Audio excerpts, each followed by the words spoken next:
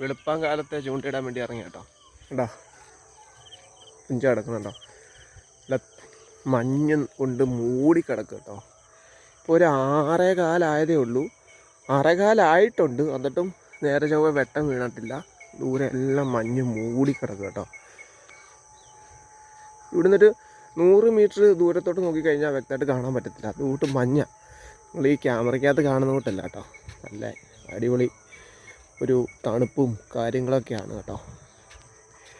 മീൻ എന്തെങ്കിലും കിട്ടും എന്നുള്ള പ്രതീക്ഷയിൽ വീണ്ടും ഇറങ്ങിയേക്കാണ്. പാടത്ത് ഒരു ചേട്ടൻ ദൂരെ കൂടെ നടന്നു പോന്നു. എനിക്കൊന്ന് ഉടക്ക് വലയിട്ട് എടുക്കാൻ പോകുമായിരിക്കും. നിങ്ങൾക്ക് കാണാൻ പറ്റത്തില്ല കേട്ടോ, ആ മഞ്ഞിനകത്തുകൂടെ നടന്നു പോകണേ.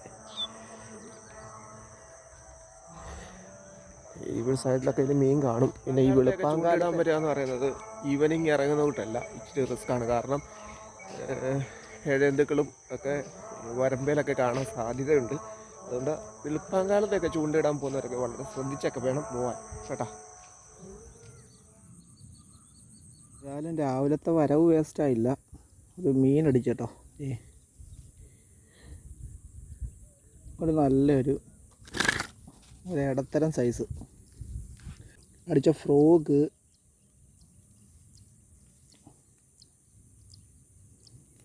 ഇതേ നമ്മുടെ റിയൽ വാരിയറിൻ്റെ ജെം ഫ്രോഗ് അടിച്ചേട്ടോ. 9 ഗ്രാമിൻ്റെ അത്യാവശ്യം കുഴപ്പമില്ലാത്തൊരു നാടൻ വരാല.